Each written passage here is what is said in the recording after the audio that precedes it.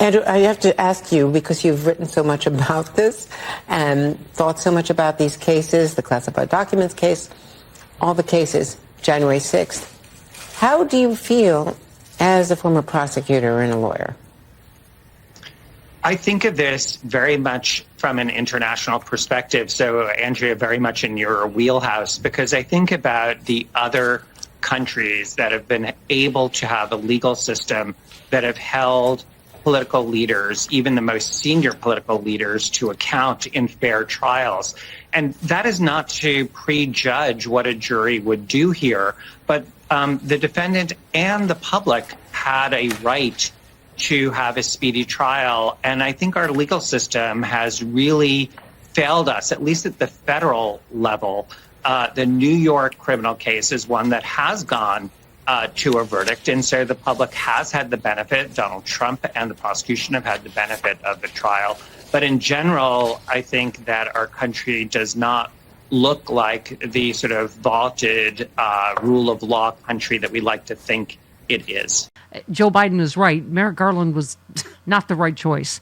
So many people could have stopped this, including Mitch McConnell. You know, I think you need to. I think that one thing that people need to take into consideration is that I think the biggest thing that happened is so many people are effing stupid.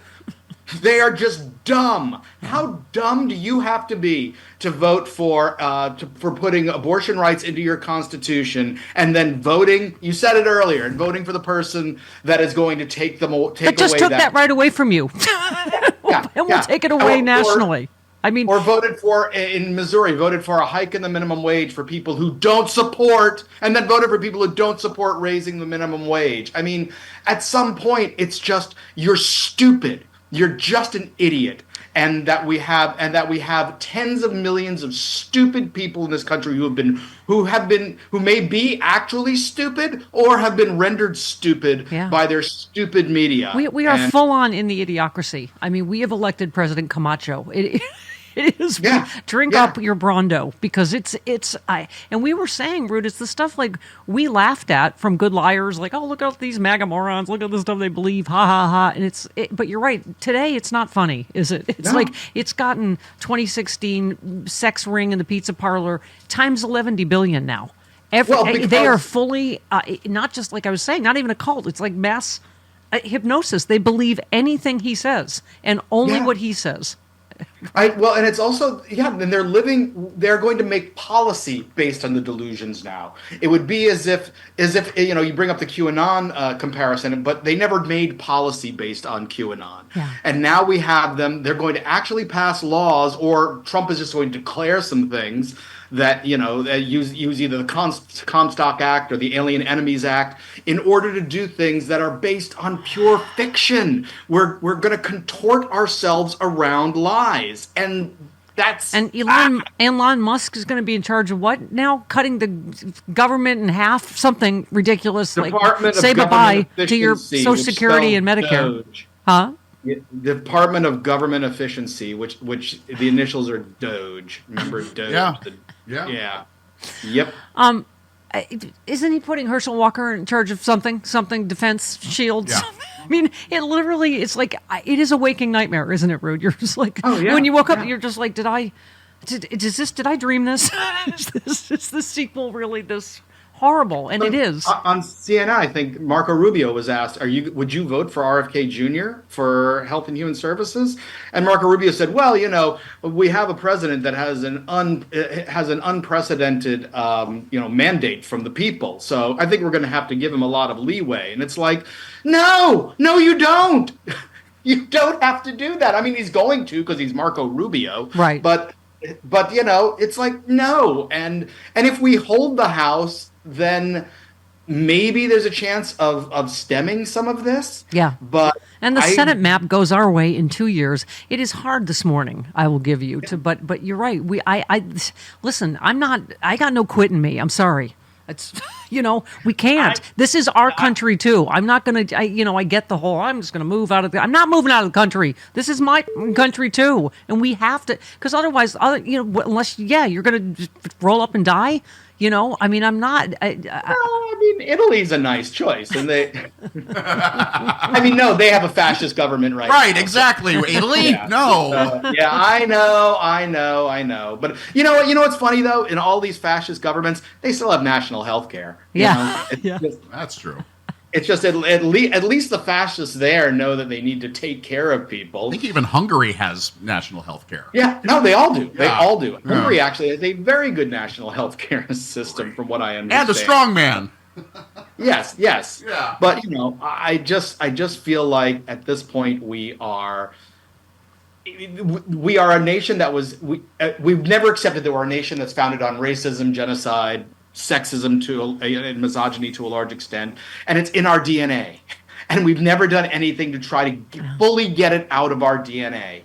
And I think that's why things like this keep happening. And I mean, listen, Halloween should have been, a sign that Donald Trump has created America where it's okay. Not only does someone do a Halloween display in a parade lynching Kamala Harris, someone okayed that.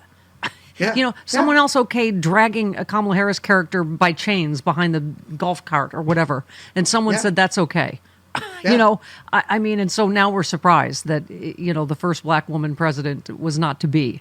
I mean, despite running, I think, an amazing campaign.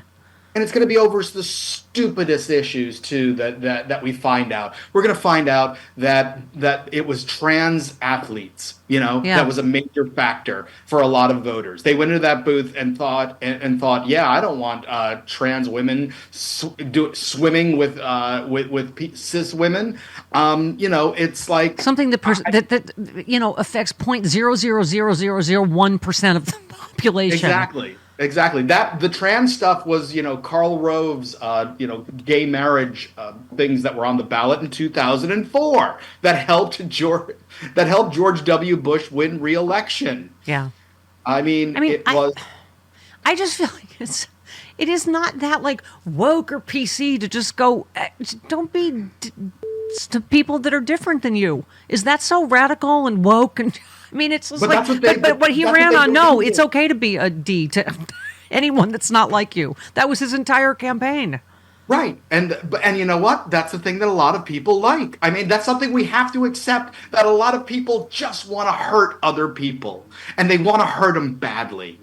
And they want to elect people who are going to hurt them. And that's who we're dealing with. And unless we reckon with that, we'll never progress past this. Yes. I mean, there's so many factors, Rude, and, Chris and I have been on this for 11 billion years. Not only do we have to fight more like alpha liberals, you need to fund progressive media. So, you know what I mean? Like it is only because of our listeners that we are here in this little tiny ecosystem. We can't compete against the Fox Newses and the 600 conservative radio stations that all the right wingers are on, and all of So it's thank God, because we're going to need this town hall, not just me, this whole ecosystem more than ever to get out real information. But we need help. And we got to start to fight like they do. Like all of these streaming systems that you see, like Pluto TV and and Zumo and all of that, they have 5 or 6 conservative stations on there. They only have like 1 or 2 liberal stations.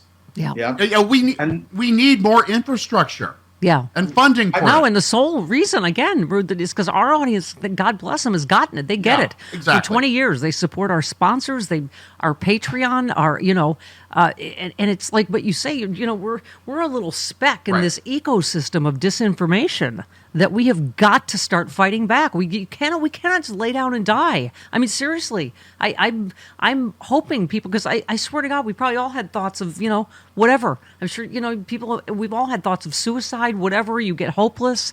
We cannot lay down and die. We have to get up and fight. I mean, it's just. I'd move to Italy before I. All right, stop talking about moving to Italy. You're staying here. They have a fascist government. I know, but they also have delicious wine.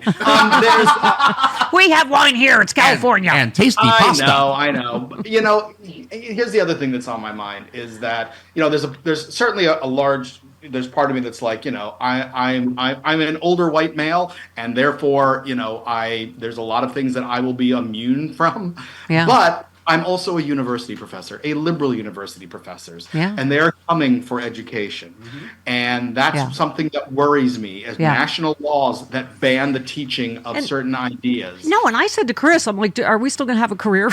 Because, right, exactly, exactly. I mean, not only Trump government, whatever that is, but, I got one letter, Chris, we talked about this before the show, people going, oh, I have to tune out of politics now. I can't. Yeah. You can't. We have got to find our humor again, our humanity, our fight. And I get it that maybe that's not today for you, but that's my other fear, is that people just go, oh, I've given up hope now, and all is lost. And again, this show has always survived on humor, and we've been on, how many times have we been on defense, Chris? A lot of times. We've been on offense and on defense. People are like, oh, what are you going to make fun of now that George Bush is your show's going to go away? And you know what? We had to go on defense because they were racist douchebags about Obama. Then, so I mean, so the only other thing I'll just add this, that for all professors and all teachers, that you've got a lot of kids that are LGBTQ. Yep. You've got a lot of students that are. I've got a lot of DACA students. Kids that are DACA students, and I've got a lot of students that are Muslim from Arab countries, including a number of Palestinians, and they are going to be out of their minds scared. Oh, yeah. And you as a teacher. Imagine waking up in Ukraine this morning. Hey all, Glenn Kirshner here. I hope you'll join me on my new audio podcast, Justice Matters. I'll be using my 30 years as a federal prosecutor and Army JAG to unpack, break down, and explain the legal issues of the day, particularly where the legal intersects with the political. Please look for Justice Matters with Glenn Kirshner wherever you generally get your podcasts.